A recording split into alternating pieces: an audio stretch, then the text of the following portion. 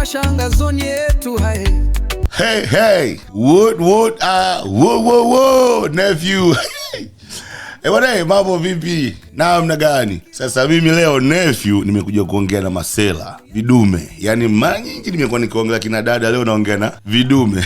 Mada leo nzuri utaipenda. Lakini kabla sijaendelea, kwanza naomba niwakumbuke watu wangu wa Wano Africa app yenu hiyo bwana. Sasa hivi wako kwenye Google Store, wameingia tena kwenye Apple Store. Wewe tu mwenyewe nenda ndani pale, watafute kwenye app.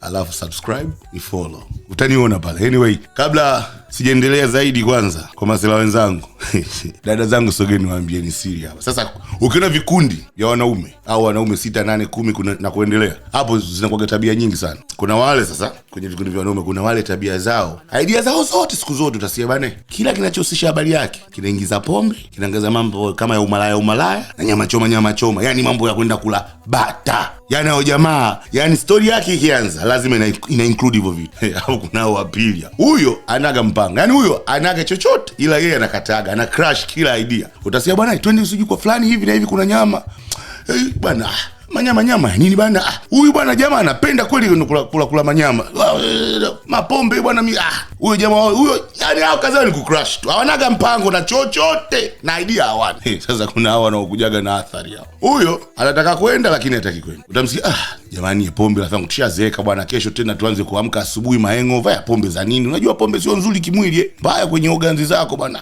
Hizi nyama rafiki yangu, unajua umri tulofikia bwana, nyama hizi za kukata.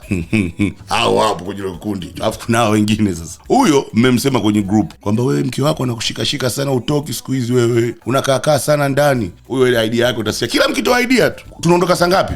Tukitoka pale tunaelekea wapi? Yani anataka mumpe schedule yote, yeye ajui, yeye yupo ili aende kumtext mkewe, amwambie bwana, tuko hapa kwa J, tumetoka kwa J, tunaenda wapi, mnaenda, tuko kwa mnarudi saa ngapi? Sio kila saa kwenye maongezi yenu utasema bwana, tunaondoka saa ngapi tena?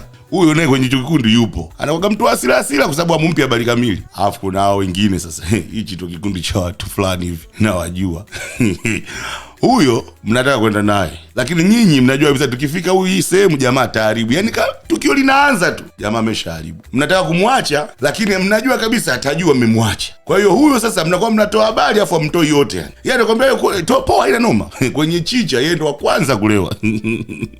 Anaanza kuleta matatizo, mnakuwa mnambabysit hadi yuko wapi. Mkena sehemu za nyama choma nini, jamani anaharibu yani, atafanya something kwenye kikundi hicho. Lazima kuna kitu atafanya tukitawachukiza. Sasa wewe unanitazama, niambie uko kwenye kipengele kipi hapo? Wewe hapo sasa.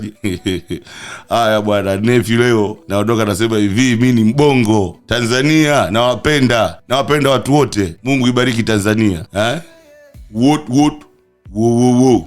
Zoni.